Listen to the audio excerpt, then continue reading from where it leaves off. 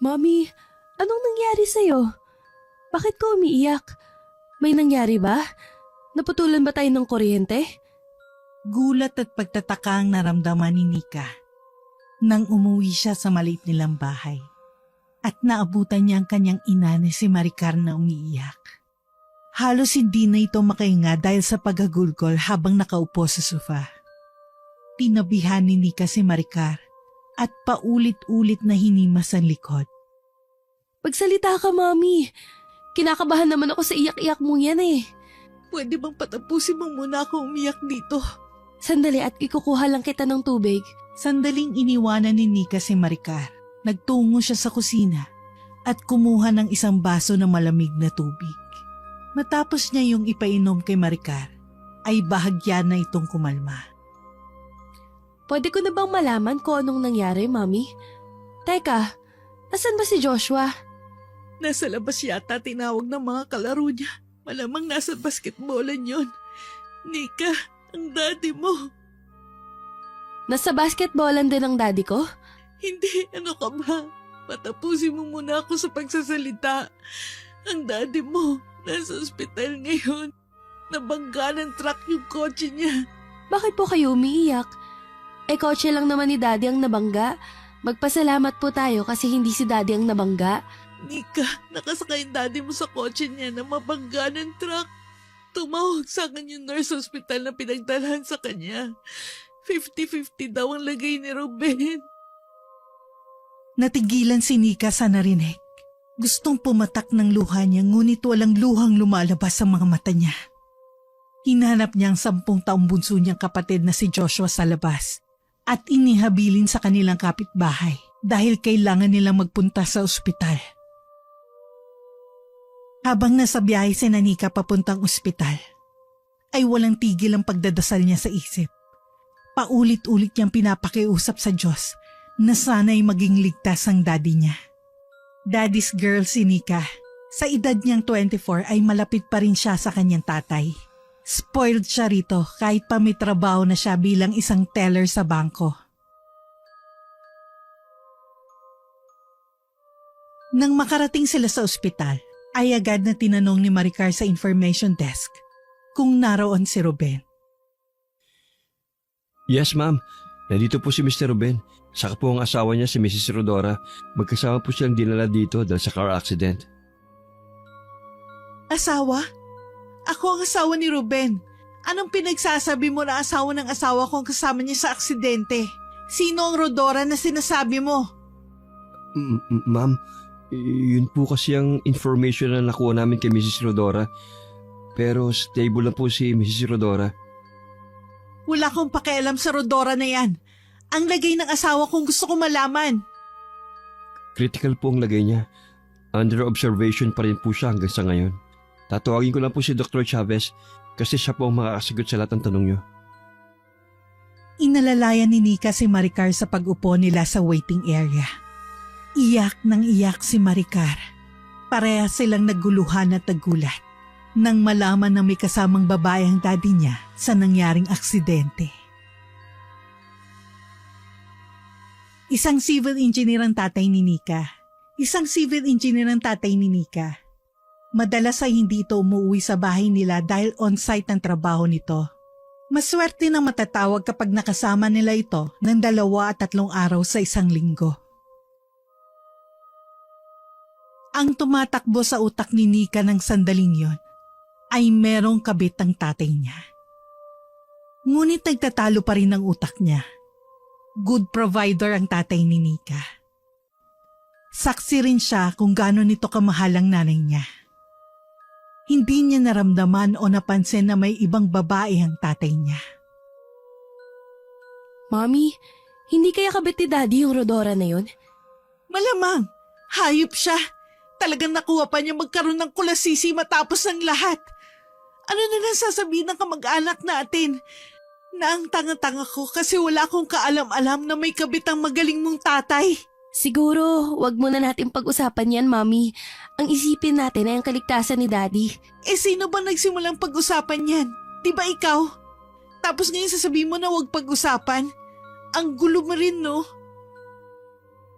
Pagkalipas ng ilang minuto ay dumating si Dr. Chavez. Tinapat sila ng doktor na malaki ang chance na hindi kayanin ng daddy ni Nika ang nangyari rito. Malaki raw ang tinamong head injury ni Ruben nang dahil sa aksidente. Labis na nanghina ang loob ni Nika at Maricar. Lalo na nang makita nila sa ICU si Ruben na napakaraming tubo at aparatong nakakabit sa katawan nito.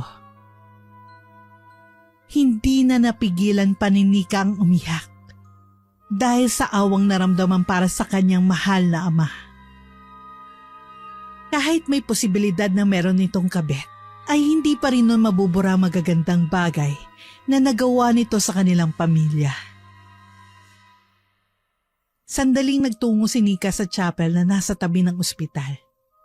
Lumuhod siya at umiiyak na nagdasal. Lord, please, huwag mo hayaan na mamatay si Daddy. Kailangan pa namin siya. Hindi pa ako ready mawalan ng tatay. Promise, hindi na ako magiging pasaway basta iligtas mo siya. Kapag binuhay mo po si Daddy, didelete ko na po lahat ng online shopping app ko sa phone ko. Please po. Sa gitna ng pagdadasal ni Nika, ay nakatanggap siya ng text message mula kay Maricar. Pinapabalik na siya nito sa ospital. Kinabahan siya at hindi magandang naramdaman niya.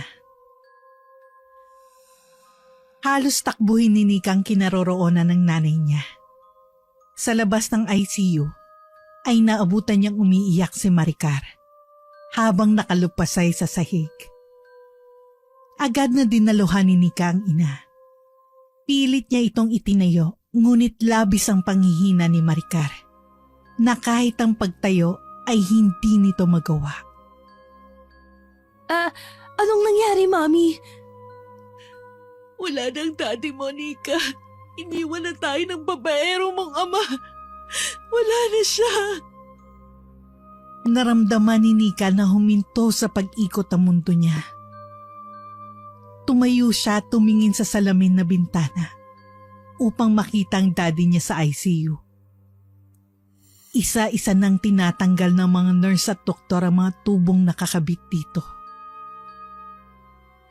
Napahagulgol ng iyak si Nika. Alam niya na nasa bingit ng kamatayan ng daddy niya, pero malakas pa rin ang paniniwala niya na makakasurvive ito. Ngunit ang paniniwala niyang yun ay hindi magkakaroon ng katotohanan. Habang umiiyak sila ng kanyang ina, ay isang babae ang dumating. May benda sa ulo ang babae. Matangkad na morena. Maganda ito at medyo bata pa. Siguro ay nasa 30s pa lamang yun. Isang babaeng nurse ang pilit na pinipigilan nito. Tumayo ito sa harapan ng salamin na bintana at doon nagsisisigaw at umiyak. Ruben! Huwag mo ko iiwanan! Gumising ka dyan, Ruben!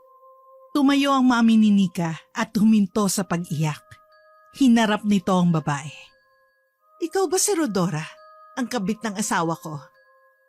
Ako nga po. Sorry po. Isang malakas na sampal ang pinakawala ni Maricar sa pisngi ni Rodora. Malandi kang haliparot ka! Dapat ikaw na lang namatay at hindi ang asawa ko! Nagulat si Nika nang biglang sabunutan ni Maricar si Rodora. Hindi nagpatalo si Rodora at nakipagsabunutan din ito. Natumba ang dalawa sa sahig at akala mo'y mga pusang nag-aaway ang mga to. Kinalmot ni Rodora sa mukha si Maricar at doon na niya tinulungan ang mami niya. Hinila niya sa buhok si Rodora at pinagsasampal niya ito sa mukha. Mabuti na lang at may mga nurse na umawat sa dalawa. Nagmurahan sina Maricar at Rodora habang pilit na kumakawala sa mga umaawat sa mga to. Ang kapal ng mukha mong kabit ka!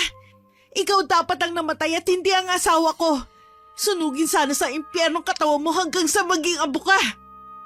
Boring ka kasi kaya naghanap ng iba si Ruben. Alam mo bang enjoy na enjoy si Ruben sa akin sa kama? Hoy, ikaw pang matapang at proud. Huwag mong pinagsasalita ng ganyan ng mami ko. Maya-maya ay napahawak sa dibdib si Maricar. Napasigaw si Nika nang biglang natumba ang nanay niya at nawalan ng malay. Mas lalong nagkagulo ang mga naroon. Isang matalim na tingin ang itinapon ni Nika kay Rodora. Hindi niya nakita na naawa to sa nanay niya. Bagkos ay nakangisi pa ito na para bang masaya ito na nawalan ng malay si Maricar. Ang pagkamatay ng tatay ni Nika ang pinakamasakit na pangyayari sa buhay ng pamilya niya. 3 gabi ang lamay nito. Kinabahan si Nika na baka biglang dumating si Rodora pero hindi yun nangyari. Ayaw niya na kasi magkagulo at malaman ng mga tao na nagkaroon ng kabit ang tatay niya. Kahit paano ay nais ni Nika na maganda pa rin ang tingin ng mga tao sa kanyang ama. Kahit sa araw ng libing ni Ruben ay walang Rodorang nagpakita. Nang makauwi na si Nika sa bahay, ay nag-usap sila ng pamilya niya. Mami, paano na tayo nito? Wala na si Daddy. Kailangan natin masanay na wala ang daddy ninyo. May naiwanan siyang pera sa joint account namin. Pwede natin gamitin yun para magsimula. Totoo ba na may kabit si Daddy, Mami? Sino may sabi sa'yo? Si Ate Nika. Sabi niya kasama ni Daddy yung kabit niya nang maaksidente sila. Nika, yung bunganga mo talaga. Di ba? Ang sabi ko sa'yo ay huwag mong sasabihin sa kapatid mo. Deserve naman na malaman ni Joshua ang totoo, Mami. Anak din siya ni Daddy. Sandali, speaking of anak, may anak kaya si Daddy at si Rodora? Mami, what if meron? Eh di, meron kami makakahati ni Joshua sa mga naiwanan ni Daddy? Ay hindi ako papayag. Sa atin lang ang lahat ng meron si Ruben. Walang pwedeng makihati. Tayong legal na pamilya. Dahil sa naging pag-uusap ni Nika na yon, ay naisip nila na baka meron pang ibang ari-arian ng tatay niya. Kagaya ng negosyo o kaya ay bahay. Ang ginawa ni Nika ay nag-research siya sa mga social media platform tungkol kay Rodora. Nakita niya sa record ng ospital ang buong pangalan ni Rodora. Kaya hindi siya nahirapan na makita ang account nito sa isang social media platform. Nagpaka-stalker muna si Nika kay Rodora. Pati mga friends nito sa social media ay tinignan niya upang malaman niya kung saan ito nakatira. At hindi siya nabigo. Nalaman niya ang lugar at mismong barangay kung saan ito naninirahan. Nakita niya rin sa mga picture ni Rodora na parang malaki ang bahay nito. Nadurog ang puso ni Nika nang makita niya ang nag-iisang litrato ni Rodora at ng tatay niya sa account ni Rodora. Nagdesisyon siyang huwag ipakita yon sa nanay niya. Agad na pinuntahan ni Nika si Maricar sa kwarto nito. Naabutan niya ito nakabihis at naglalagay ng lipstick. Mommy, good news! Ano ka ba? Nakakagulat ka naman. Aatakihin ako sa'yo sa puso. Gusto mo bang sumunod na ako sa daddy mo? Huwag kang OA, Mommy. Wala kang sakit sa puso. Anyway, good news. Alam ko na kung saan nakatira si Rodora. I mean, hindi yung exact na address pero yung barangay lang kung saan siya nakatira. Malalaman na natin kung ang bahay ba na yon ay kay Daddy. Paano mo nalaman? Sa social media. Ako pa ba? Magaling ako mag-stalk. Yung kabit nga na ex ko nalaman ko nang dahil sa pag-stalk sa social media eh. Nagsayang ka lang ng data at battery ng cellphone ko. Kinausap ko kagabi ang kaibigang abogado ng daddy mo. Ang sabi niya, merong bahay na binili ng daddy mo. Nakapangalan sa'yo ang bahay. Sinend niya sa akin ang copy ng titulo. Kaya nga ako nakapostura ay dun tayo pupunta ngayon. Ano? Bakit hindi mo ko in-inform agad, Mami? Nagpakapagod pa ako. Saka, aalis pala tayo, hindi mo ko sinabihan. Ang ingay mo, Nika. Magbihis ka na. Pupuntahan na natin ang bahay na inaangkin ng kabit ng asawa ko. Bilisan mo habang nasa school pa si Joshua. Sa araw na yon, ay pinuntahan ni Nika at Maricar ang address kung saan nakatira si Rodora. Halos 3 oras ang naging biyahe nila. Nang marating nila ang bahay, ay nagulat sila dahil mas malaki at mas maganda yon kung ikukumpara sa bahay nila. Hindi matanggap ni Maricar na itinira ni Ruben ang kabit nito sa bahay na mas maganda sa bahay ng legal nitong pamilya. Nagalit na naman si Maricar, ngunit pinigilan nito ni Nika. Kahit si Nika ay may tampong naramdaman sa namayapa niyang ama. Parang ang unfair ng daddy niya. Ngunit naisip niya na walang habol si Rodora. Hindi na nila kinailangan na mag-doorbell dahil nasa labas ng bahay si Rodora. Abala ito sa pagdidilig ng mga halaman na naroon. Nakita naman sila ni Rodora na nakatayo sa labas, kaya tumigil ito sa ginagawa upang harapin sila. Hindi man lang sila nito pinagbuksan ng gate at mataray sila nitong tiningnan. Anong ginagawa ninyong dalawang mag-inang Amazona sa bahay namin ni Ruben? Wow! Ang kapal ng mukha mo! Bahay ninyo ng asawa ko? Hindi mo ba alam na ang bahay at lupa na sinasabi mong sayo ay nakapangalan dito sa anak mo si Nika?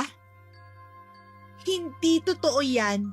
Ang sabi ni Ruben ay sa akin ito nakapangalan. Magsisinungaling ba ang dala naming titulo? Mami, ipakita mo nga. Sandali at nasa cellphone ko. Inilabas ni Maricar ang cellphone nito at hinanap sa gallery ang sinend na titulo ng kaibigang abogada ni Ruben. Nang makita niya, ay ipinakita niya yon at isinumpa niya sa mismong pangalan ni Nika. Ito ang katibayan. Alam mo kung papel lang to at wala sa cellphone, isasampal ko to sa pagmumukha mo nang magising ka. Kaya ngayon pa lang magsimula ka na mag-impake at umalis ka na. Lilipat na kami ng mga anak ko sa bahay na yan. Hindi! Hindi ako aalis dito. Mas naniniwala ako sa mga salita ni Ruben kaysa sa hawak ninyong titulo. Isa pa, hindi ako pwedeng umalis sa bahay na to kasi... At bakit? Sa akin nakapangalan ng bahay at lupa na to. Bibigyan kita ng 3 araw, Rodora. Kapag bumalik kami rito at nandito ka pa rin, ipapakaladkad ka namin sa mga pulis. Kaya kung ayaw mong umabot tayo sa ganon, magkusa kang umalis. May kasiyahan na umalis si Nika at Maricar sa lugar na yon. Pakiramdam nila ay nagawa nilang sindakin si Rodora sa mga salitang binitiwan nila rito. Umaasa sila na pagbalik nila roon matapos ang 3 araw ay wala na roon si Rodora.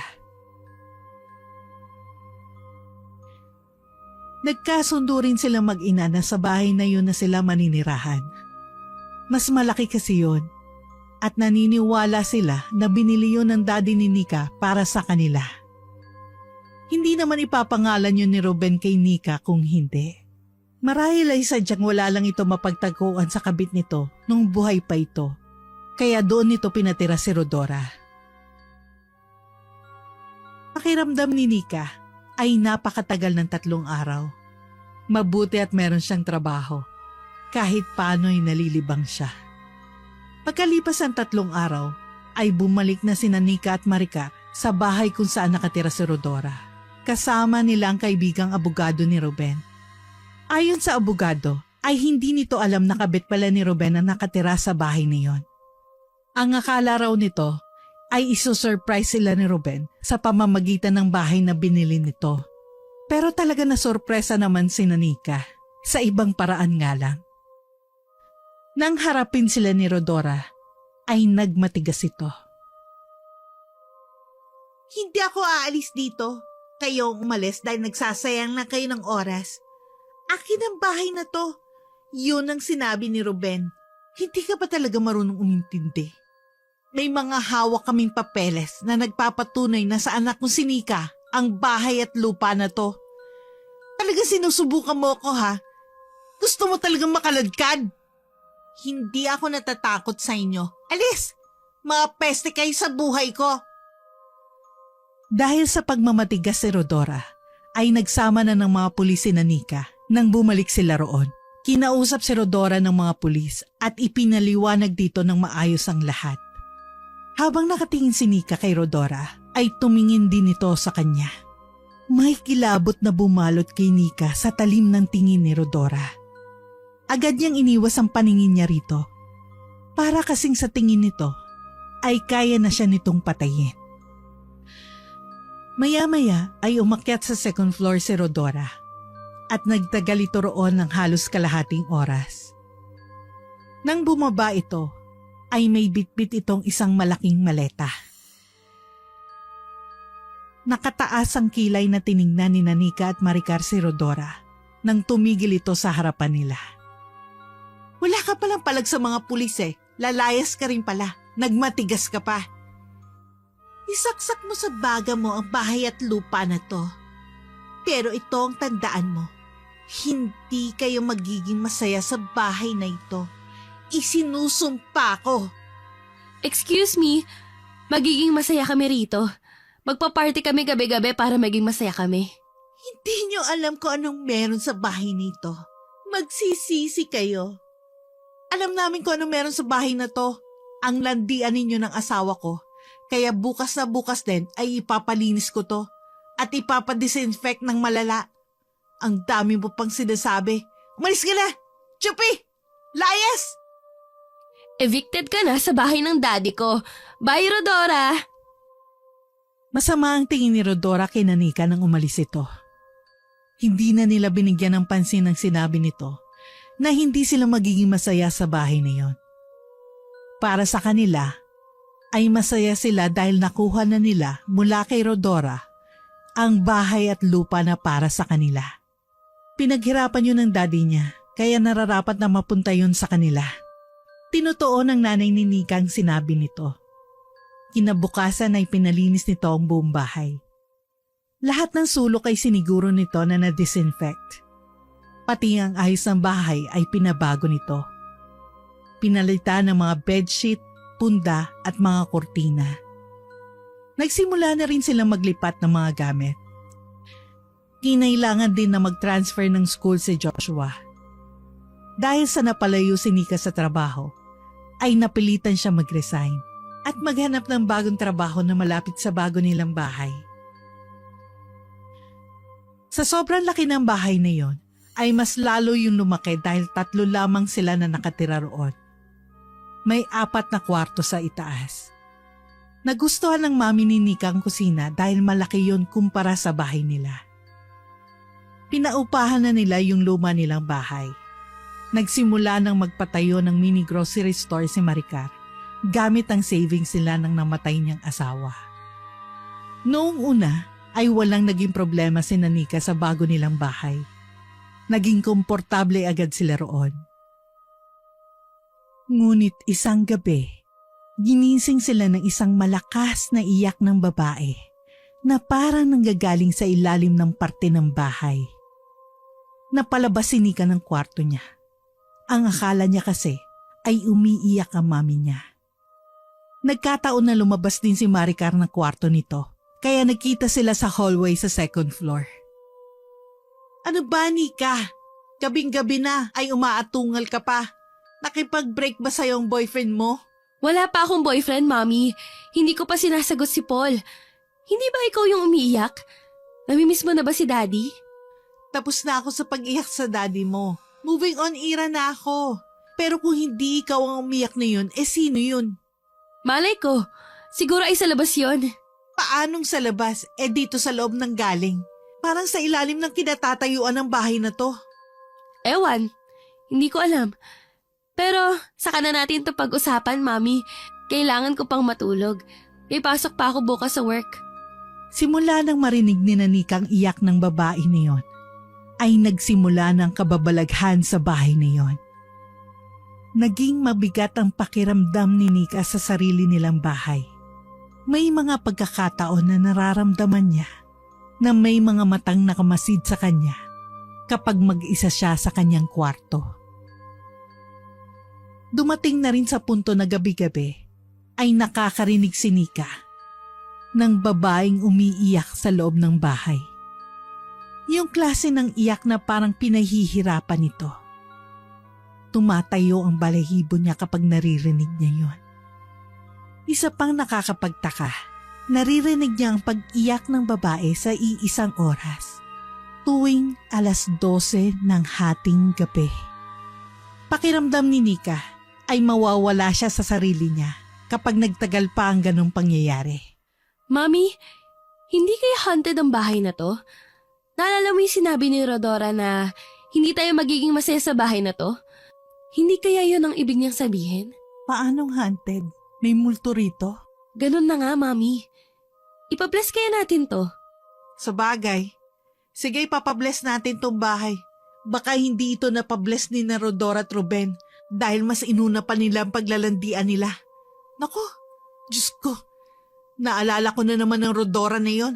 Sira ng araw ko. Agad na nagpunta sa simbahan si Nanika upang kausapin ang pare. Nag-request sila na nais nilang ipabless ang bahay nila. Na-schedule agad ang blessing ng bahay. Naging matagumpay ang pagpapabless ng bahay. Umasa si Nanika na matitigil ng pag-iyak ng babae tuwing 12:00 ng hating gabi. Noong una ay naging okay naman. Ilang gabi rin silang natahimik dahil wala na silang naririnig na umiiyak. Ngunit isang linggong lumipas ay muli nilang narinig ang pag-iyak ng babae. Hindi lang isang babae ang umiiyak, kundi marami na. Sabay-sabay. Nagulat si Nika ng isang hating gabi ay narinig niya ang pagsigaw ng mami niya. Kung sino man kayo na nandito sa bahay namin, umalis kayo. Hindi kayo welcome dito. Napabalikwas si Nika. Lumabas siya ng kwarto. Nakita niya si Maricar sa sala na may suot na malaking rosaryo sa leeg. May hawak itong krus at umiikot ng mabagal. Humahangos na bumaba ng hagdan si Nika. Mami, anong nangyayari sa'yo? Kailan ka pa naging espiritista? Kung kinakailangan kong maging espiritista, gagawin ko, Nika. Mapaalis lang ang mga kaluluwa na nandito. Kayong mga babaeng umiiyak, magpakita kayo sa akin. Mga istorbo kayo sa pagtulog namin mag-iina. Wala kayong konsiderasyon. Bakit sa hating gabi nyo pa pinipiling umatungal? Bakit hindi sa umaga kung kailang walang natutulog? Hindi ba kayo tinuruan ng mga nanay nyo na magandang asal? Mami, ano ka ba? Huwag mo silang pagalitan. Baka magalit sila sa atin. Hindi tayo mag-a-adjust sa kanila. Sila ang dapat na mag-adjust dahil sa atin ang bahay na ito. Grabe naman po ang ingay niyong dalawa. Nagising ako. Joshua, bumalik ka na sa kwarto mo. Pero Mami, paano po ako makakatulog kung ang ingay niyo ni ate? Parehas na ayaw ni Nika at Maricar na malaman ni Joshua ang nangyayari sa bahay nila. Masyado pa itong bata para sa ganoong bagay. Isa pa, iniiwasan nila na magkaroon nito ng takot sa sarili nilang bahay. Sa pagkakataon na yon, ay ramdam ni Nika na hindi nila dapat ipagsawalang bahala ang lahat. Dapat ay kumilos na sila. Hindi nga lang nila alam ng mami niya ang dapat nilang gawin. Pinabless na nila ang bahay, ngunit parang mas lumala pa ang mga pag-iyak tuwing 12:00 ng hating gabi. Isa sa mga solusyon na naisip ni Nika ay maglagay ng earphone sa tenga kapag matutulog siya. Nagpapatugtog siya ng malakas upang hindi niya marinig ang mga babaeng umiiyak. Ngunit hindi yun naging epektibo. Kahit may music siyang pinapakinggan, ay naririnig pa rin niya ang mga babaeng sabay-sabay na tumatangis. Parang nanunuot sa kaloob-looban ng tenga niya ang pag-iyak ng mga yon. Dahil sa halos wala ng matinong tulog si Nika, ay apektado na rin ang trabaho niya. Kapag oras ng trabaho, ay antok na antok siya. May isang beses pa na nakatulog na siya at napagalitan siya ng supervisor nila. Habang magkasabay silang nagla-lunch ng katrabaho at manliligaw na si Paul, ay kinausap siya nito. Okay ka lang ba, Nika? May problema ka ba? First time yata na nakatulog ka habang nagtatrabaho. Meron, sa bahay. Pwede ka mag-share sa akin. Paul, naniniwala ka ba sa multo? Ganun kasi ang nangyayari sa bahay namin eh. Tuwing 12:00 na hating gabi may babaeng umiiyak. Kaya hindi ako makatulog ng maayos. Naniniwala ako sa ganyan. Pinabless niyo na ba ang bahay niyo? Oo, pero hindi pa rin sila nawala. Yung tito ko, magaling na medium yun. Baka gusto mong kausapin ko para matulungan kayo.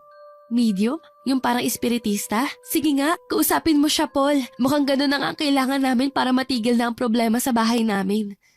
Nang umuwi si Nika sa kanilang bahay, ay sinabi niya kay Maricar na merong kilalang medium ang isa sa mga katrabaho niya. Ipinaalam niya na maaari yung makatulong upang matigil na ang kababalaghan na nangyayari sa bahay nila. Sa muling pagkikita ni Nika at Paul sa trabaho, ay sinabi ni Nika na pumayag ang mami niya. Tinawagan ko na yung tito ko na medium kagabi.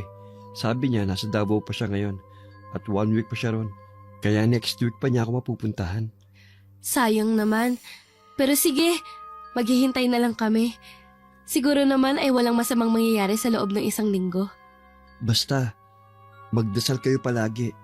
Lalo na bago kayo matulog. Lumaki si Nika na hindi nasanay na magdasal. Hindi pala simba o religious ang mga magulang niya.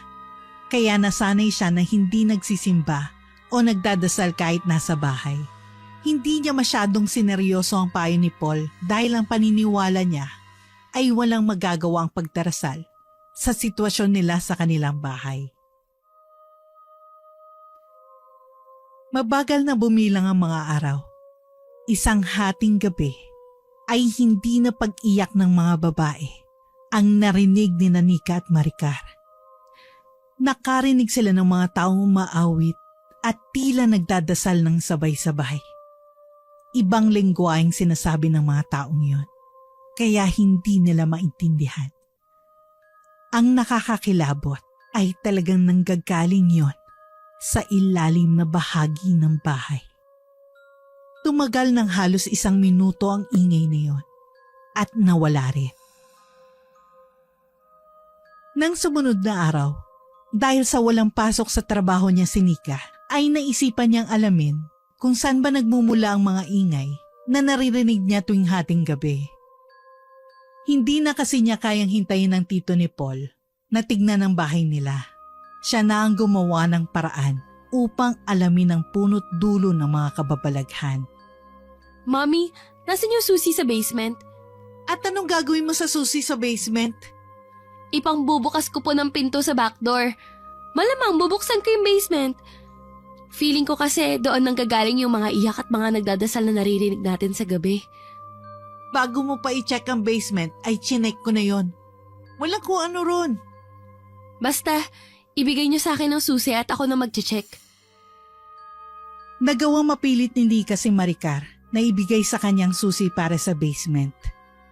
Magkasama silang bumaba ron. Napasimangot si Nika dahil sa kakaiba ang amoy na sumalubong sa kanila sa naturang ibabang silid ng kanilang bahay. Nakatambak doon ang ilang lumang gamit. Ang baho naman dito, Mami. Naglilinis ka ba rito?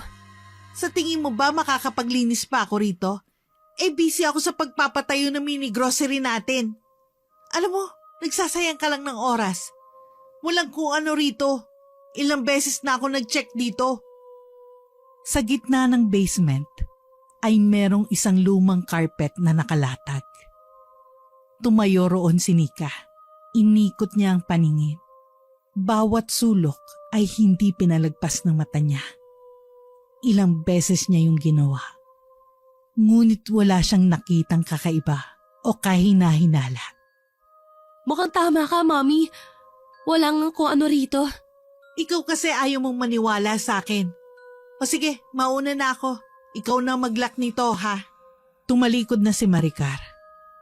Sa huling pagkakataon, ay pinasadahan ni Nika ng tingin ang kabuuan ng basement. Nang ihakbang niya ang isa niyang paa at itapak niya yun sa carpet, ay naramdaman niya na gumalaw ang tinapakan niya. Inulit niyang pagtapak sa parting yon ng carpet. Gumagalaw yon at bahagyang lumulubog. Mami, wait lang. Parang may kung ano sa ilalim ng carpet na to. Gumagalaw kapag tumatapak ako. Naku, Nika! Kung ano-ano na lang napapansin mo. Paano gagalaw yan? Sementong sahig dito sa basement. Hindi na nagsalita si Nika. Inangat niya ang carpet at nakita nila na merong parisukat na tila pintuan sa ilalim yon.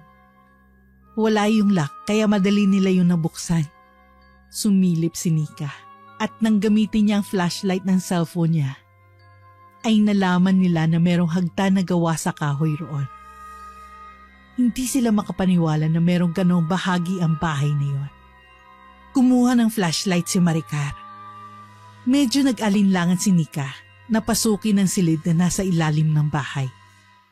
Ngunit kinain siya ng kuryosidad niya kung ano ba ang meron doon. Naunang bumaba si Maricar at sumunod si Nika. Nakakapit si Nika sa braso ng mami niya. Isang maikling pasilyo ang dinaanan nila. Sa dulo ng pasilyo ay merong pinto. Binuksan nila ang pinto at nagulat sila na meron pang isang silid doon.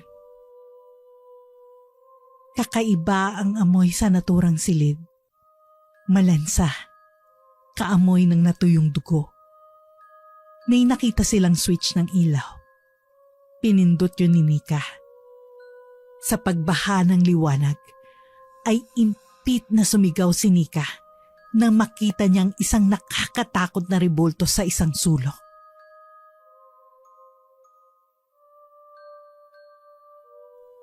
May taas na 5 talampakan na rebulto na kulay itim.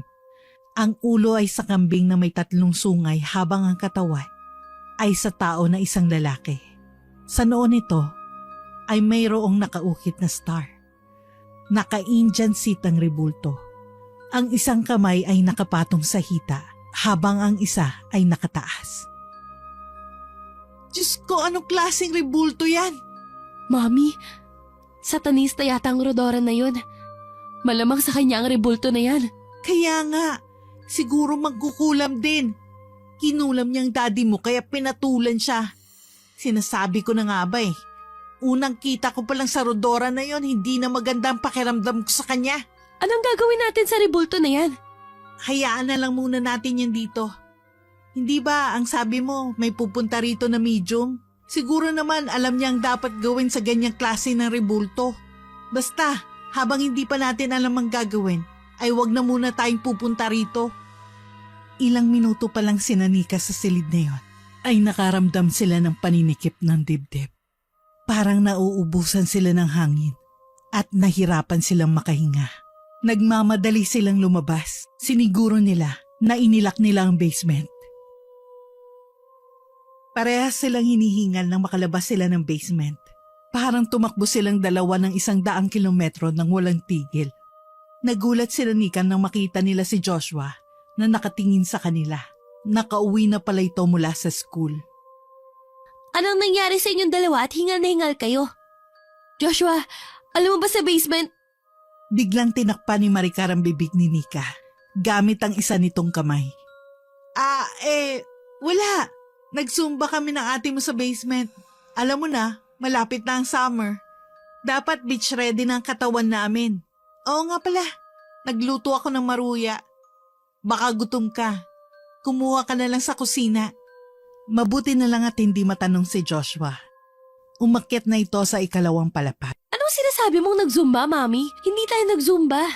Alam mo ikaw, may pinag-aralan ka naman. Pinagtapos ka namin ng daddy mo ng college. Pero minsan hindi ka nag-iisip. Wow! So sinasabi mo na bobo ako? Minsan lang naman. Hindi pwedeng malaman ni Joshua ang meron sa basement. Baka ma-curious yun at pumunta roon. Paano kung may masamang epekto pala ang rebulto na yon? Sa bagay, may point ka, Mami. Maganda nga na hindi yun alam ni Joshua. Buti at napigilan mo ako kanina. Kinagabihan, maagang natulog si Nika dahil may pasok siya sa trabaho sa susunod na araw. Pagkahiga niya ay nakatulog siya agad. Ngunit bandang 12:00 ng hating gabi ay nagising siya sa malakas na ingay na nanggagaling sa basement. May mga taong umaawit ng sabay-sabay. Ngunit sa pagkakataon na yon, ay walang takot na naramdaman si Nika. Pakiramdam niya ay narelax ang buong katawan niya. Parang tinatawag siya ng mga umaawit na puntahan ng mga ito. Tila na hipnotismo si Nika Bumaba siya ng kama at mabagal na naglakad papunta sa pinto. Nang hawakan niya ang doorknob, ay may biglang sumigaw sa kaliwang tenga niya na tinawag ang pangalan niya. Daddy, ikaw ba yan? Naguguluhan na luminga si Nika. Para siyang nagising mula sa isang mahimbing ng pagkakatulog. Nagtataka siya kung bakit siya nakatayo sa harap ng pinto at hawak ang doorknob. Ang huli niyang naaalala ay nagising siya dahil sa ingay ng mga taong umaawit sa basement. Nang mapagtanto ni Nika na boses ng daddy niya ang pumigil sa kanya sa paglabas ng kwarto, ay napaiyak siya. Malakas ang pakiramdam niya na ginawa yun ng kaluluwa ng tatay niya upang iligtas siya sa kung anong masamang maaaring mangyari sa kanya kung patuloy siyang nagpahipnotismo sa mga umaawit. Sa muling pag-uusap ni Nika at Paul, ay ipinaalam ni Nika na meron silang nadiskubre ng mami niya na secret room sa basement. Feeling namin ni Mami satanis si Rodora. Yung kabit ni Daddy na itinira niya sa bahay na yun. May nakita kasi kami sa secret room na nakakatakot na ribulto. Mukhang seryoso na yung nasa bahay niyo, Nika. Hayaan mo, kakausapin ko ulit si Tito. Baka makumbinsi ko siyang umuwi na para makapunta na siya sa bahay niyo. Ang hula ko, baka may demonyo na mamahay sa bahay niyo. Demonyo? Oo. Alam mo kasi, marami na naikwento si Tito sa akin. Sabi niya, kapag ang isang bahay ay punong-puno ng negative energy, madali siyang pamahaya ng mga demonyo. Diyos ko! Mukhang maling desisyon na tumira pa kami sa bahay na yun, Paul. Ano kaya kung umalis na kami? Wag muna. Hayaan muna natin matignan ni Tito ang bahay niyo. Basta, gagawin kong lahat para mapaagang pag-uwi niya. Pagsapit ng oras ng uwian sa trabaho ni Nika, ay inayos na niya ang mga gamit niya. Sumakay siya ng jeep. Dahil sa traffic, ay inabot na siya ng dilim. Pagkababa niya, ay naglakad na siya papasok sa subdivision kung saan naroon ang kanilang bahay. Nakatulala siya habang naglalakad. Hindi maalis sa isip niya ang kababalaghang nangyayari sa bahay nila. Hanggang sa oras na yon, ay hindi pa rin naaalis sa utak niya ang imahe ng nakakatakot na ribulto na nasa secret room sa basement. Ilang metro na lang ang layo niya sa bahay nila nang may nakita siyang babaeng nakatayo sa may tapat ng gate ng kanilang bahay. Huminto si Nika sa paglalakad at pinilit niyang alamin kung sino ang babaeng yon. Bumilis ang tibok ng puso niya nang malaman niya na si Rodora yon. Malalaki ang hakbang na nilapitan niya si Rodora. Ilang di pa na lamang ang layo niya nang bigla itong lumingon sa kanya. Habang may nakakatakot na ngiti sa mga labi nito. Natigilan si Nika at bahagya siyang napaatras. Anong ginagawa mo rito? May naiwanan ka ba? Ako na lang kukuha. Marami akong iniwanan sa bahay niyan pero hindi ko nakukunin. Alin? Yung rebulto na nakakatakot sa secret room na nasa basement? Akala mo ba hindi namin yun makikita? Ano ka ba talaga, Rodora? Miyembro ka ba ng kulto? At bakit may naririnig kami ng mga babaeng umiiyak at nagkakantahang mga tao tuwing 12:00? Malalaman mo rin ang sagot. Malapit na. Gusto ko lang makita ulit ang bahay na to kaya ako nandito. Kung hindi mo sasagutin ng maayos sa mga tanong ko, umalis ka na lang. Natatandaan mo ba yung sinabi ko bago ako umalis? Hindi kayo magiging masaya sa bahay niyan. Dahil ang bahay na yan ay para sa akin. Walang magmamay-ari niyan kundi ako lang. Sasagutin pa sana ni Nika si Rodora, pero tumalikod na ito at naglakad palayo. Bastos yun ah. Magsasalita pa ako eh. Hindi inalis ni Nika ang tingin sa papalayong si Rodora. Saka na lamang siya pumasok sa bahay nila nung mawala na yun sa paningin niya. Pagpasok niya sa bahay ay inasahan na niya na meron na silang hapunan.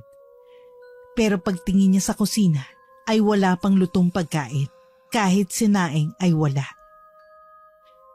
Hinanap ni Nika ang nanay niya sa bahay. Wala ito sa kwarto. Pinuntahan niya si Joshua sa kwarto nito. Naglalaro ng game sa cellphone ng kapatid niya. Nasaan si Mommy? Hindi ko alam, ate. Pagdating ko kanina galing sa school, wala siya eh. Nagugutom na nga ako. Sandali at tatawagan ko si Mommy. Narinig ni Nika na nagre-ring ang cellphone ni Maricar at nanggagaling yun sa silid nito. Bumalik siya roon at nalaman niya na iniwanan ni Maricar ang cellphone nito sa kwarto. Sabi ko na sa iyo eh, wala si Mommy dito sa bahay. Saan naman kaya siya nagpunta at hindi man lang nagpasabi? Sandali lang at magpapadeliver lang ako ng pagkain. Hindi ako marunong magluto kaya baka hindi mo magustuhan kung magluluto pa ako. Nagtungo muna silang magkapatid sa sala. Doon na tumawag si Nika sa isang malapit na fast food restaurant para umorder ng pagkain. Habang hinihintay nila ang pagdating ng pagkain, ay napansin ni Nika na nakaawang ang pinto papuntang basement. Kumunot ang noo niya. Imposibleng si Joshua ang nagbukas nun dahil ang mami niya lamang ang merong susi sa pinto ng basement. Tatayo na sana si Nika upang i-check ang basement nang biglang lumabas mula roon si Maricar. Kapansin-pansin ang pagkakatulala nito at parang merong kakaiba kay Maricar na hindi matukoy ni Nika kung ano.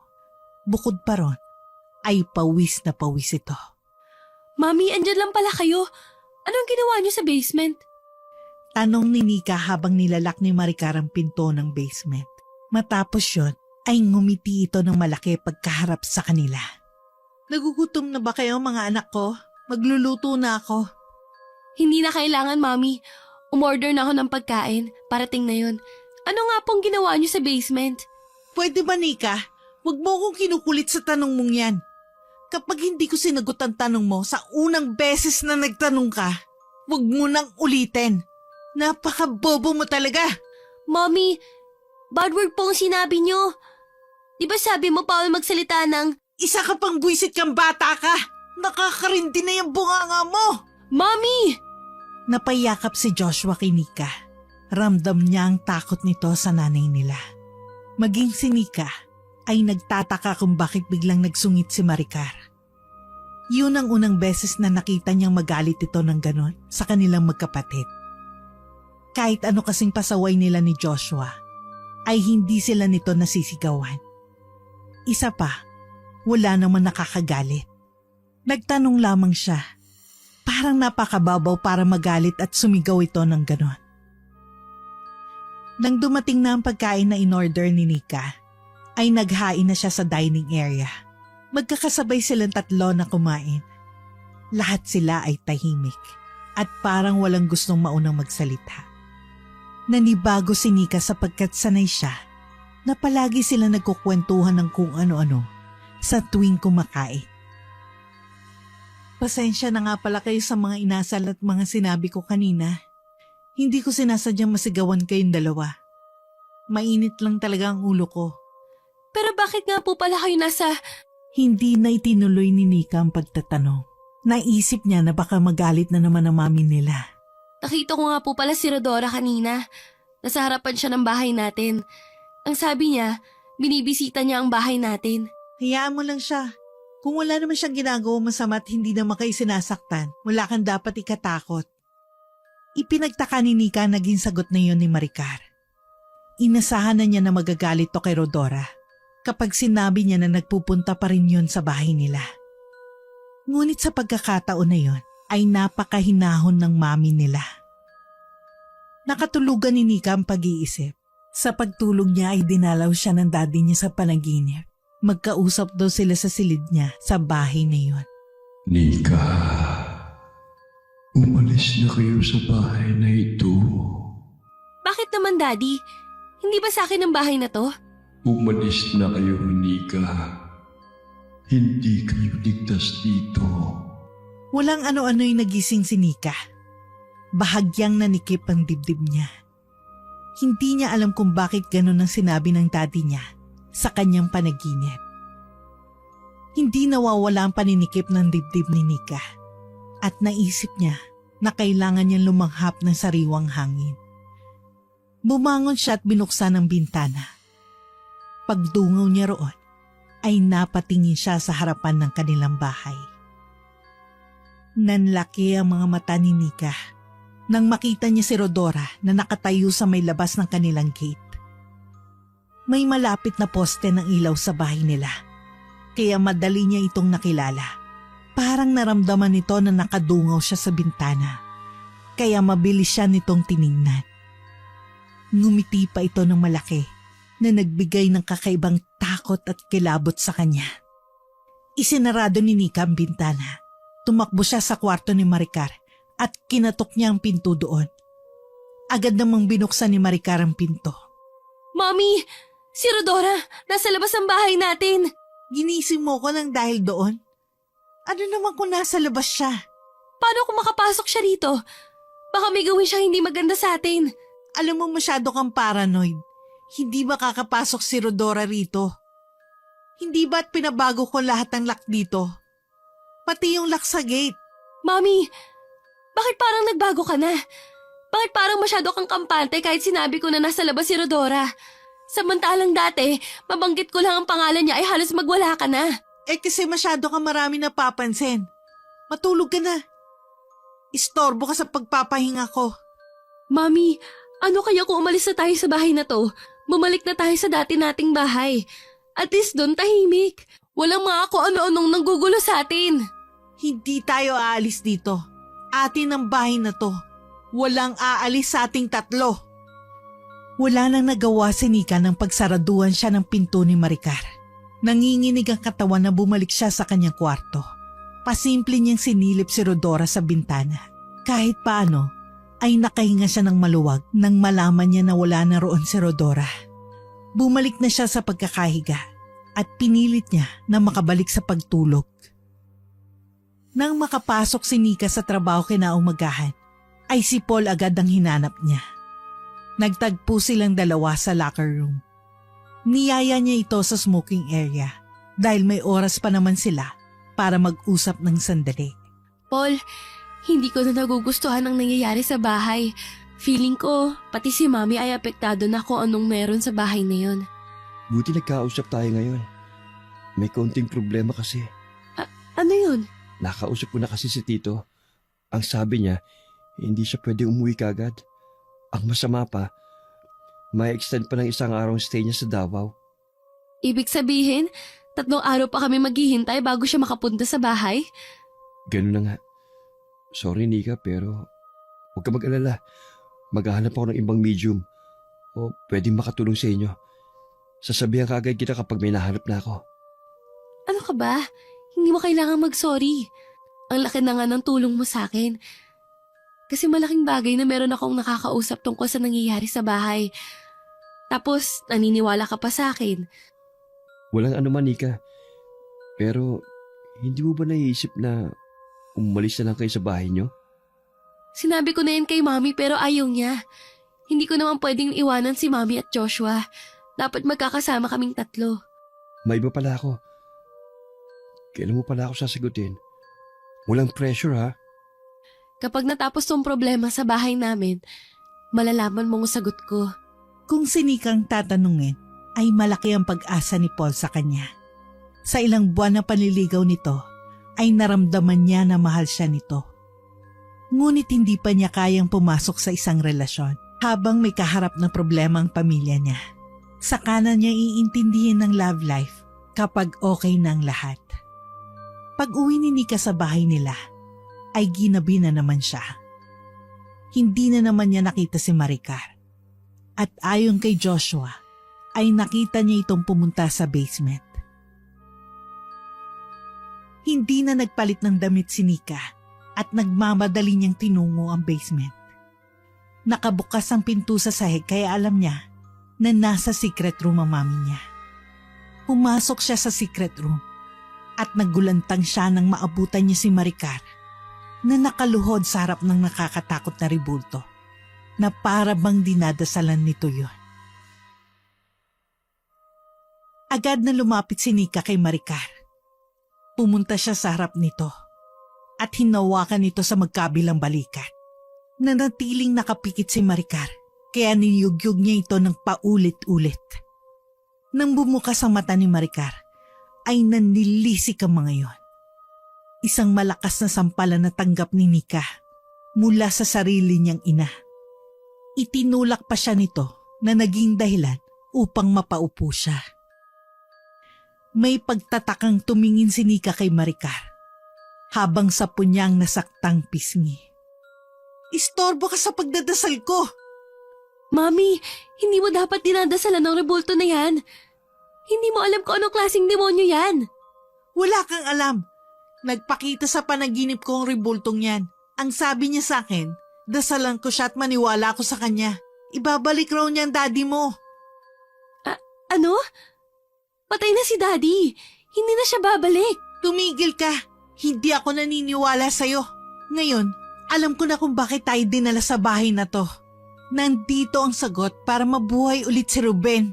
Mami, tama na. Wala na si Daddy. Kahit anong gawin natin, hindi na siya babalik. Alam mo, mas maganda siguro kung dalawa tayong magdadasal sa rebulto. Baka mas maging mabilis ang pagtupad niya sa pangako niya sa akin. Napasigaw si Nika nang hablutin ni Maricar ang buhok niya. Hinila siya nito sa harapan ng rebulto at pinilit siyang lumuhod. Nasasaktan ako, Mami! Halikan mo ang paa niya. Magdasal ka sa kanya. Bilisan mo, Nika. Ayaw mo ba mabuhay ang daddy mo? Hahayaan mo na lang ba na nabubulok siya sa ilalim ng lupa? Inipon ni Nika ang lakas niya. Nagpumilit siyang makawala sa nanay niya. Nang makawala siya, ay mabilis siyang lumayo rito. Tumakbo siya palabas ng secret room. Nang paakyat na siya sa hagdan, ay napasigaw siya nang mahigpit na hinawakan ni Maricar ang isa niyang paa at hinila siya pababa. Mabuti at nagawa niyang makakapit sa isang baitang ng hagdan, kaya hindi siya tuluyang nahulog. Isinipa niya ang isa niyang paa. Natamaan niya si Maricar, ngunit hindi siya sigurado kung saan parte tumama ang paa niya. Sinamantala ni Nika ang pagkakabitaw ni Maricar sa paa niya at mabilis siyang umakyat ng hagdan. Paglabas niya ng basement, ay may pagtataka na tinignan siya ni Joshua. Okay ka lang, ate? Oo, doon na muna tayo sa kwarto ko. Pero si Mami, nasa basement pa rin siya. May ginagawa lang si Mami doon. Tara na. Hindi pa ako kumakain, ate. Gutom na ako. Tsaka ayaw ko sa kwarto mo. Joshua, makinig ka muna sa akin. Doon ka muna matutulog sa kwarto ko, okay? Dadalhan kita ng pagkain. Doon na tayo kakain. Kakamot-kamot sa ulo na sumunod si Joshua. Habang umaakyat ito sa hagdan, ay mabilis na tinungo ni Nika ang kusina. Kumuha siya ng pagkain na tubig. Bago siya umakyat sa hagdan, ay napatingin siya sa nakabukas na pinto ng basement. May naririnig siyang yabag ng mga paa. Alam niya na sa sandaling yon ay palabas na ng basement ang mami nila. Nagmamadaling pumunta si Nika sa kwarto niya. Siniguro niya nakalak ang pinto doon. Ibinigay niya kay Joshua ang pagkain at tubig na kinuha niya sa kusina. Matapos kumain ni Joshua, ay ipinahiram niya rito ang tablet niya. Para kahit paano ay malibang ito. Hindi siya mapakali. Palakad-lakad siya. Nag-iisip siya ng dapat niyang gawin. Pwede siyang tumawag ng pulis, ngunit natatakot siya na baka kung anong gawin ng mga yon sa mami niya. Nang makausap niya ang mami niya sa secret room, ay parang hindi niya ito kilala. Parang may kung anong masamang espiritu ang nasa loob ng katawan nito. Hindi na namalayan ni Nika ang paglipas ng oras. Pagtingin niya kay Joshua ay mahimbing na itong natutulog sa kama niya. Nasa ibabaw nito ang tablet niya. Nagulat si Nika nang makarinig siya ng pagkatok sa pinto ng kanyang kwarto. Sinundan yon ng boses ng mami niya. Nika, anak, buksan mo tong pinto. Alam kong nandyan kayo ni Joshua. Pasensya ka na pala kanina. Nabigla lang ako, anak. Hindi ko sinasadyang saktan ka. Okay ka na ba talaga, Mami? Oo, naimasmasan na ako. Lumabas na kayo ni Joshua dyan. Napakabaitan ng boses ni Maricar. Medyo duda si Nika dahil kilala niya ang mami niya. Sa tanang buhay niya, hindi niya narinig na ganong kabait ang pagsasalita nito. Ngunit nagdadalawang isip siya. Inilagay niyang door chain bago niya binuksan ng kaunti ang pinto. Pagkakita niya sa mukha ng mami niya, ay itinulak nito ng malakas ang pinto. Mabuti at nalagay niya ang door chain, kundi tuluyan yun mabubuksan. Bago niya maisarado at malakang pinto, ay nahagip pa ng mata niya ang hawak na kutsilyo ni Maricar. Nagising si Joshua nang dahil sa ingay at pag-iyak ni Nika. Sa tingin niya ay wala na sa sarili ang mami nila. Ate, anong nangyayari? Bakit ka umiiyak?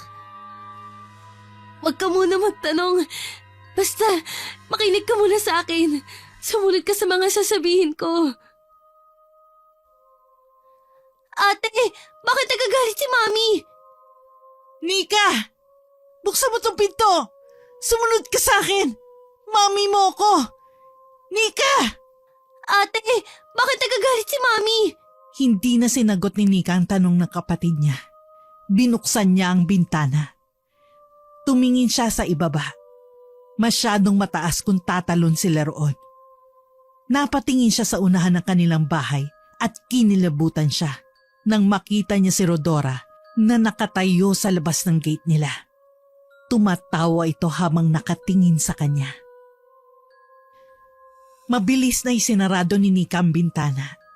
Hinagilap niya ang kanyang cellphone. Walang tigil si Maricar sa pagsigaw at pagbangga sa pinto. Pilit pa rin ito yung binubuksan.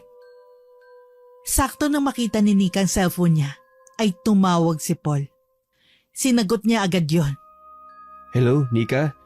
Gusto ko lang sanang... Paul, tulungan mo kami. Si Mami, parang sinasapian siya. Gusto niya kaming patayin. Nandito kami sa bahay. Ano? Sige, tatawag ako ng tulong. Pupunta ako dyan. Inend na ni Paul ang tawag. Niyakap ni Nika si Joshua na umiiyak na rin dahil sa takot. Ate, bakit tayo papatayin ni Mami? Hindi si Mami. Yung nasa loob ng katawan niya. Huwag ka mag-alala. May darating na tulong. Mariin na ipinikit ni Nika ang mga mata. Nagdasal siya sa Diyos na sana ay bumalik na sa normal ang mami nila at makaligtas silang tatlo. Naalala niya na noon lang ulit siya nagdasal. Ang huli niyang natatandaan na nagdasal siya ay noong nasa ospital ang daddy niya. Kaya natakot siya dahil naalala niya na hindi tinupad ng Diyos ang dasal niya dati dahil namatay pa rin ang kanyang daddy. Tila walang kapaguran si Maricar sa pagsigaw at pagpupumilit na mabuksan ang pinto. Alam ni Nika na hindi titigil ang mami niya hanggang hindi sila nito napapatay ni Joshua. Nakakatakot na sariling ina pa nila ang gagawa ng ganong bagay sa kanilang magkapatid. Hanggang sa nakarinig si Nika nang bumabato sa bintana. Sandali siyang tumayo. Sa pagbukas niya ng bintana, ay nakita niya sa ibaba si Paul. May kasama itong 3 barangay tanod. May inalagay na hagdan sa tabi ng bintana ang mga tanod. Joshua, halika! Bilisan mo! Bakit, ate? Lalabas na tayo ng bahay. Mauna ka na. Tumalima agad si Joshua. Tinulungan niya itong pumwesto ng maayos para makababa ito ng hagdan. Dahan-dahan, huwag kang magmamadali. Si Mami, ate! Paano siya? Saka na natin isipin si Mami. Sige na, bumaba ka na. Susunod ako pagkatapos mo. Walang paglagyan ng takot at kaba ni Nika. Nang tuluyan na makababa si Joshua, ay lumuwag kahit paano ang dibdib niya. May pagdadalawang isip pa siya kung bababa na ba siya. Masakit para sa kanya na iwanan ng mami niya sa ganong kalagayan. Ngunit inisip niya na wala siyang kakayahan upang ibalik ito sa normal. Kaya mas pinili ni Nika ang bumaba. Isang mahigpit na yakap ang natanggap ni Paul mula kay Nika. Salamat, Paul. Maraming salamat. Teka, si Mami, nasa loob pa siya. Hindi ko siya kayang pakalmahin. Sina kuya nang bahala sa kanya. Nakita ni Nika na umaakyat na isa-isa ang mga tanod sa hagdan, papasok sa bintana ng kwarto niya. Kuya, huwag niyo pong sasaktan si Mami. Kami nang bahala sa kanya. Muling nagdasal si Nika. Ipinagdasal niya na sana ay hindi masaktan si Maricar at bumalik na ito sa normal. Ilang segundo matapos makapasok ang 3 tanod sa loob ng kanilang bahay, ay narinig niya ang malakas na sigaw ng mami niya. Nagmumura ito. Kung ano-anong hindi magagandang salita ang lumalabas sa bibig nito. Ate, si Mami! Makalipas ang ilang minuto ay bumukas ang main door. Lumabas ang 2 tanod. Nahawak sa magkabilang braso ang nagwawala niyang ina. Nakasunod sa mga ito ang isang tanod na dumudugo ang kamay. Alam agad ni Nika na nasugatan ng kawawang tanod ng kutsilyong dala ni Maricar. Lalapitan na sana ni Nika si Maricar, ngunit pinigilan siya ni Paul. Tila isang himala dahil nang mailabas si Maricar ng bahay, ay kumalma ito at biglang nawalan ng malay. Humulagpos ito at kung hindi ito nahawakan ng 2 tanod, ay baka bumagsak ito sa lupa. Tumawag agad sila sa ospital upang magamot ang nasugatang tanod at si Maricar. Nika, bakit ako nandito? Ano nangyari? Mami, nawala po kayo sa sarili ninyo. Para kayong sinaniban ng demonyo. Nakita ko kayong nagdadasal doon sa nakakatakot na rebulto sa basement. Totoo ba? Bakit ako magdadasal sa pangit na rebulto na yon? Malay ko sa inyo. Mami, may kakaiba talaga sa bahay na yon. Please, huwag na tayong tumira doon. Bumalik na tayo sa dati nating bahay. Kahit maliit yon, at least safe tayo. Sige, hindi na tayo babalik sa bahay ng kabit ng tatay mong babaero. Pansamantala, ay nakitira muna si Nika sa bahay ni Paul. Mabuti at mabait ang pamilya nito at pinayagan silang tumuloy doon kahit 1 buwan. Hinintay ni Nika na matapos ang 1 buwan nang nakaupa sa bahay nila. Nang dumating na ang tito ni Paul na si Rowan na isang medium, ay pumunta na ito sa bahay kung saan dating nakatira si Rodora. Malakas ang negative energy sa bahay na ito. Ginagamit ang lugar na ito para sumamba sa demonyo. May mga kaluluwa ng babae akong nakikita na sa tingin ko ay pinatay at inalay. May nararamdaman din ako mga taong nakasuot ng itim. May hood sila. Ang hula ko, mga kulto sila. Sinasabi ko na nga ba, satanistang Rodora na yon. Dinispose ng tito ni Paul sa tamang paraan ang nakakatakot na rebulto. Nagsagawa rin ito ng cleansing sa buong kabahayan at sa bawat gamit na naroon na maaaring kapitan ng demonyong namahay sa bahay na yon. Pwede na ulit kayo manirahan dito. Wala nang masamang energy dito. Nako, hindi na po. Doon na lang kami sa bahay naming maliit. Masyado na pong maraming hindi magandang nangyari dito. Tama ang anak ko. Doon na kami. Pero may tanong ako sa iyo, Rowan. May asawa o girlfriend ka na ba? Meron akong asawa, pero 5 years na kaming hiwalay. Wala kaming anak. Ganun ba? Pwede ko bang makuha ang contact number mo? Just in case na magkaroon bigla ng multo o demonyo sa bahay namin. Hala, si Mami! Lumalandi! Manahimik kang bata ka. Nakakahiya kay Rowan. Ano ka ba? Pinigilan ni Nika ang matawa sa hayagang pagharot ng mami niya sa tito ni Paul. Ngunit wala namang problema sa kanya kung sakaling umibig muli ang mami niya at magkaroon ng boyfriend. Deserve ng mami niya ang maging masaya ulit. Hindi niya ipagkakait dito ang kasiyahan na yon na hindi nila maibibigay ni Joshua. Bumalik na si Nika sa dati nilang bahay nang wala nang nakaupa roon. Dahil sa tapos na ang problema nila, ay sinagot na niya si Paul. Labis ang kasiyahan ni Paul nang sabihin ni Nika na magkasintahan na silang dalawa. Pinablatter na rin nila si Rodora upang hindi na to makalapit sa kanila.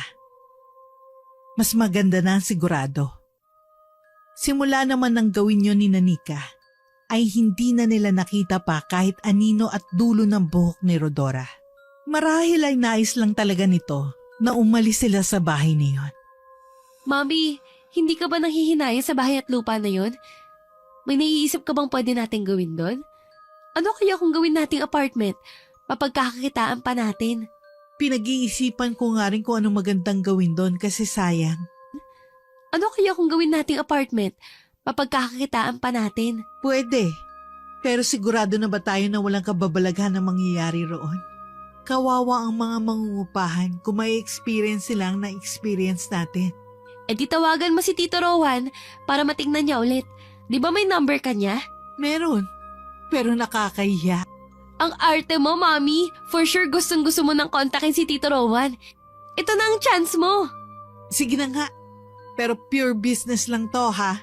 Okay, sabi mo eh.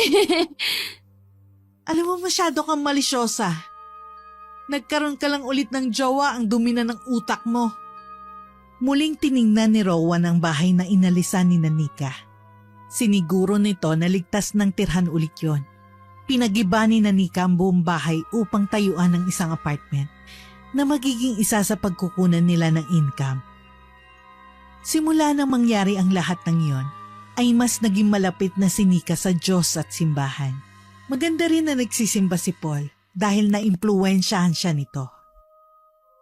Minsan ay nagkaroon ng seryosong pag-uusap sina Nika at Maricar tungkol kay Ruben. Napatawad mo na ba si Daddy, Mami? Oo naman, matagal na. Ayoko hindi siya matahimik sa kabilang buhay. Hindi ko rin kasi mabubura na siya ang dahilan kung bakit meron akong Nika at Joshua. Hala, si Mami. Ang drama bigla. Hindi ako sanay na ganyan ka. Nakakapanibago. Hayaan mo na, minsan lang eh. Pero aaminin ko, hindi naging madali para sa akin ang patawarin siya. It takes time talaga. Pero at least nagpatawad ka pa rin. Iyon ang importante, Mami. Halos 2 taon ang binilang bago tuluyang natapos ang apartment na ipinatayo ni Nika. Medyo natagalan yon dahil sa pahinto-hinto ang construction. Minsan kasi ay kinakapos sila sa budget. 6 na apartment unit yon at sa loob ng 2 buwan ay napuno na agad yon ng mga tenant. Sa awa ng Diyos, walang narinig na reklamo si Nika sa mga tenant na merong nararanasan ng mga to na kababalaghan. Noong una ay hindi alam ni Nika kung bakit naranasan ng pamilya niya ang nakakatakot na experience niyon. Ngunit nang maglaon ay narealize niya na baka paraan lamang yun upang mapalapit sila sa Diyos. Aminado si Nika na noon ay nagdadasal lamang siya kapag meron siyang kailangan o kahilingan. Hindi pala dapat ganon. Maganda rin na kinakausap nila ang Diyos. Kahit simpleng magpapasalamat sila. Dahil yung simpleng nagigising sila sa umaga sa araw-araw ay isa ng malaking pagpapala mula sa Panginoon.